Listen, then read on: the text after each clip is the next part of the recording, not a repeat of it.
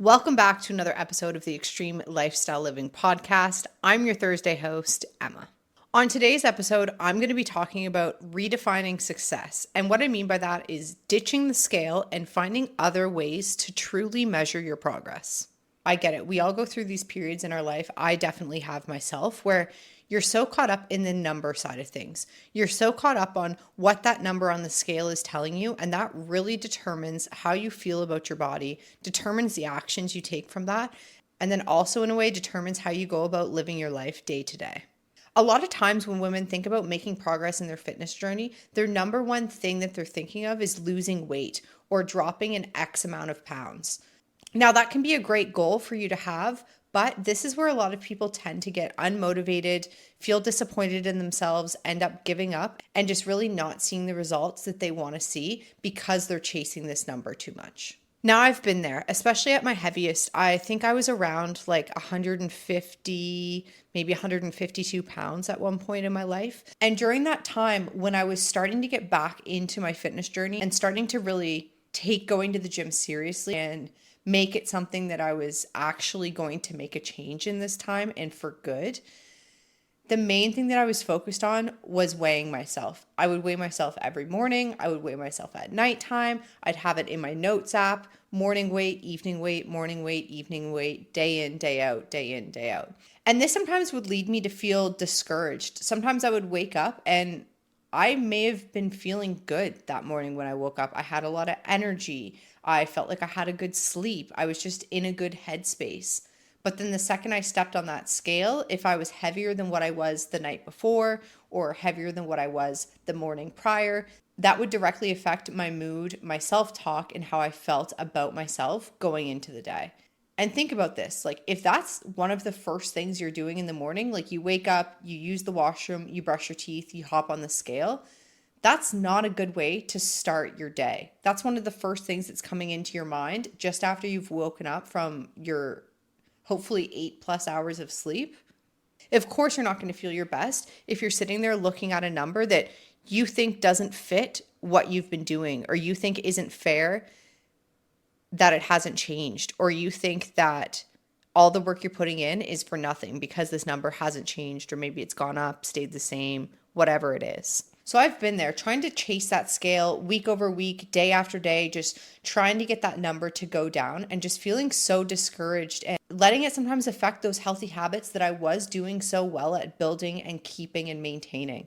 And by those healthy habits, I mean going to the gym consistently, following my workout program that I'd invested in for myself to really make that change. It would cause me to make poor decisions when it came to my nutrition because I almost felt like, what's the point? Like, I didn't lose any weight this week anyway, so why would I say no to going out and getting pizza and garlic fingers on a Saturday night instead of cooking a nice meal in? So then it kind of sends you into that spiral of where you start to focus on those negatives again, similar to what I said in last week's episode about if you're looking for the negatives, you're going to find them. And especially if you're starting your day, starting your morning right away with one of those negatives, it's not going to be great.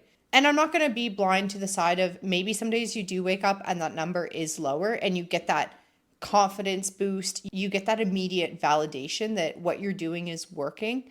And yes, that can feel really, really great.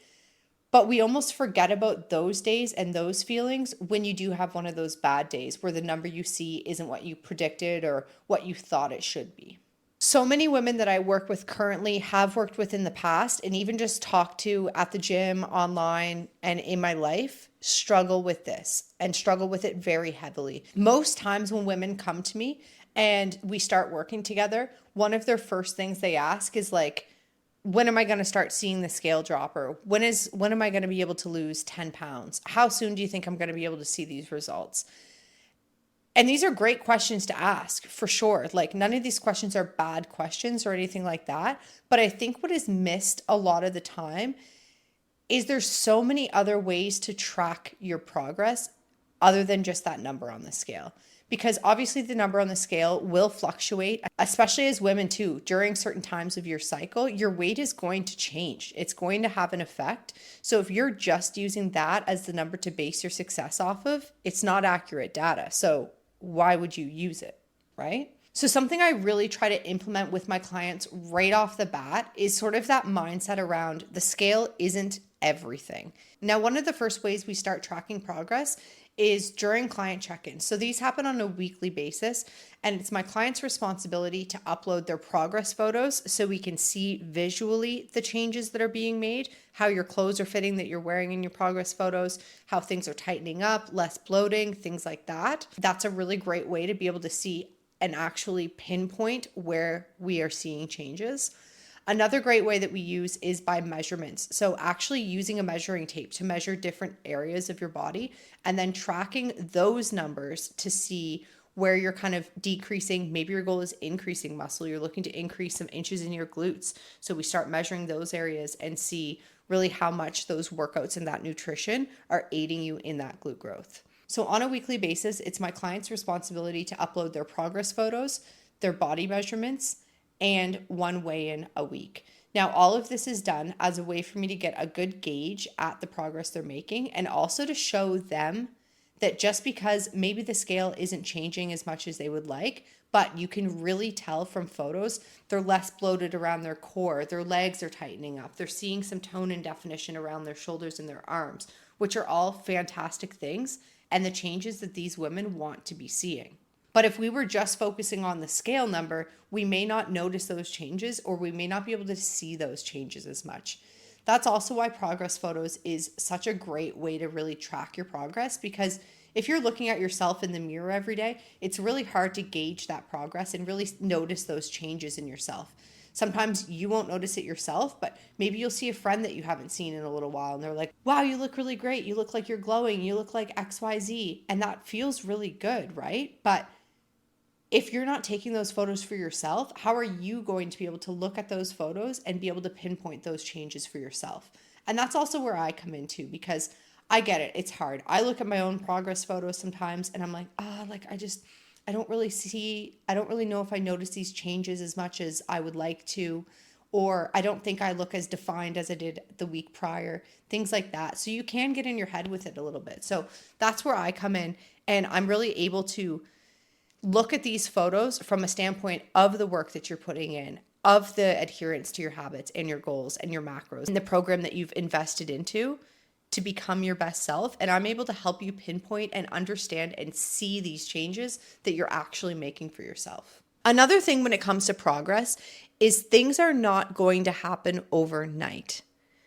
Chances are, if you're at a place in your life where you're not quite happy with where you are physically, you're not quite happy with where you are mentally, maybe you're not quite happy with where you are in life or in your career, that didn't just happen overnight. This all added up over years. It takes time to get into these positions. It takes time to build and stick to bad habits. It also takes time to build and stick to good habits. So sometimes it can be really frustrating as a women's coach, because a lot of times I get these questions from clients, or they're disappointed or they're upset, or sometimes they even blame you because they're not seeing the results that they think they should be seeing when they've only been consistent for a week, or they've only just started tracking their macros 2 days ago. They've only had 5 workouts in their gym. They've only been sticking to these habits for 2 weeks. And then they get frustrated, upset, or sometimes blame you that they haven't seen these results quick enough, or when am I going to see these results? Or can you tell me when I'm going to be able to see X progress by? Things like that. And those are all good questions. Like, I understand the questions, but I think a lot of times we get too caught up in focusing so much on that goal and not really realizing and taking a step back, like, okay, I didn't get to this position in my life where maybe I'm a little bit overweight, maybe I'm not happy with where I am physically, where I am mentally in my career, and understanding that that didn't just happen overnight. You didn't just wake up one morning overweight. You didn't just wake up one morning with your social battery completely drained. You didn't just wake up one morning with nothing left in the tank for you because you give it all out to your family and you give it all out to the people that you work with. These are things that have compounded over time that have built you up to the position that you are in right now. So that's what I really want you to understand from this, is that progress takes time. Progress takes consistency. You need to be consistent with these things and with these habits for a longer period of time. I look the way I do right now because I've been consistent in the gym for 5+ years, watching what I eat, making sure I fuel my body enough, following a program in the gym, training with intention, and doing all of these things. So yes, I can go out and eat pizza and garlic fingers now, wake up the next morning and still look the exact same, feel happy, feel confident in my body. But the difference is I've been doing these things for years on end. And don't think that I don't understand it about like the weight and the goals and all that type of stuff when it comes to the numbers, because it's been pushed on us as women since we were young, from advertising, from social media, from TV shows, movies, magazines, models, all that type of stuff that you look at. It's all shown like to be very slim and to have a low weight, and being overweight is a bad thing and all that type of stuff. So I understand it. I understand the need and the want to have that number be smaller and have that number be lower. But there are so many other ways and so many more fulfilling and real ways to track and celebrate and see that progress than just using the scale. Seeing that number on the scale, those times that you do see it and it's a number that you wanted to see, it's validation. It's that quick hit of validation that you're looking for, but long term, that won't be successful for you because it's going to be up and down. It's not always going to be going up like this in an upward trajectory. It's going to have ebbs and flows, just like everything else in life, just like every other part of your journey. So if you're solely focusing on that number, you're going to be disappointed. So that's why it's so important to have these other ways and these other resources and tools and measurements to track your progress to fall back on, because the scale isn't that number one thing that's going to determine whether you're successful or not. A lot of my clients go through something that is called body recomposition, changing your body's ratio or buildup of muscle to fat. So what your results would look like if you were going through body recomposition is you would be shedding fat or losing fat while gaining muscle and maintaining muscle. So instead of just aiming to lose weight, it's more about transforming how your body looks and feels and actually changing your body's shape. For example, I have many clients that stay the same weight,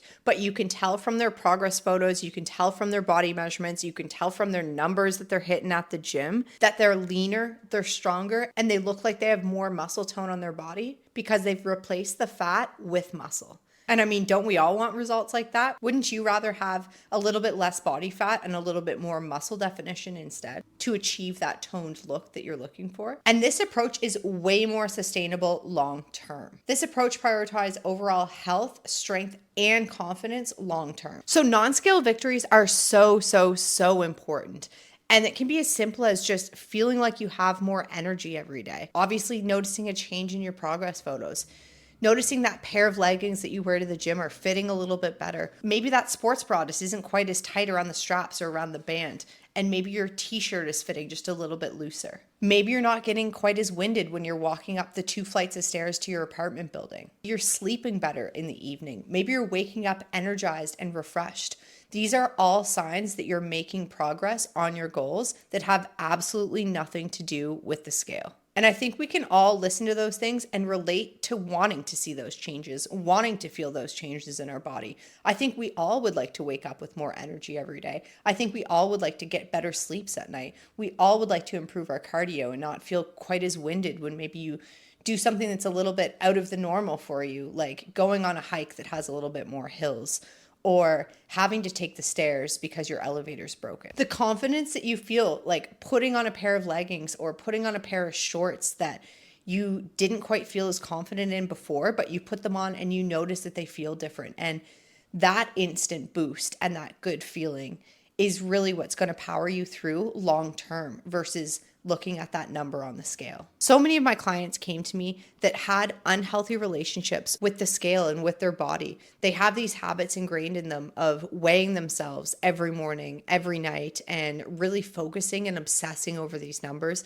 and really letting it affect their day. If the number was good, they'd have a good day. If the number was bad, they'd have a bad day. And that's no way to live. Like listening to that doesn't sound like something I would want to do. I don't think that would sound like something you would want to do.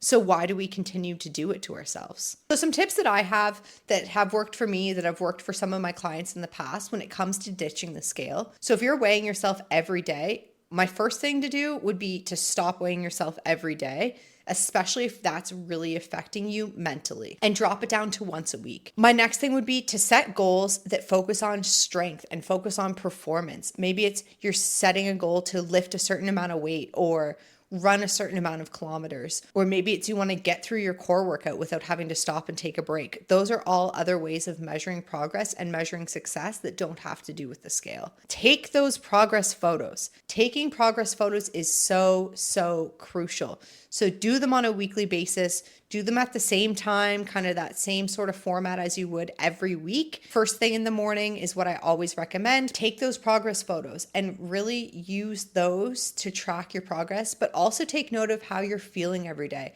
What are your energy levels? How are you sleeping? What is your mood like? Do you have a little bit better patience? Are you a little bit less snappy with people? Do you find that your day isn't being ruined by seeing that number first thing when you wake up? A great way to really get in tune with how you're feeling and a way to track your progress that doesn't have to do with the scale is through daily journaling and affirmations. Just take some time each day and check in with how you're feeling. How does your body feel? How are those energy levels? What is your mood like? All those types of things will really help you to track that progress without the scale. So if you're actually looking for results that are going to last a long time, instead of just a quick fix or that quick hit of validation, this is your way that you're going to be more successful. By focusing on how you feel, how your body feels, how your body is performing, how you're performing in the gym, how you're performing at work, how you're performing for your family, and how you're performing and showing up for yourself. And then also for how confident you become. I promise you that if you stop looking at the scale and using that as your number one way to measure your progress, you will notice your confidence skyrocket, because I know I did. When I started taking my workouts and everything more intentionally, and I stopped looking at the scale every morning and every night, and I really intentionally focused on making progress that had nothing to do with the scale and using different ways to track that progress I was making, that's when I really started to see the results I wanted, to feel the results I wanted, and really build that confidence that I can say has only increased throughout my journey. And you can do it too.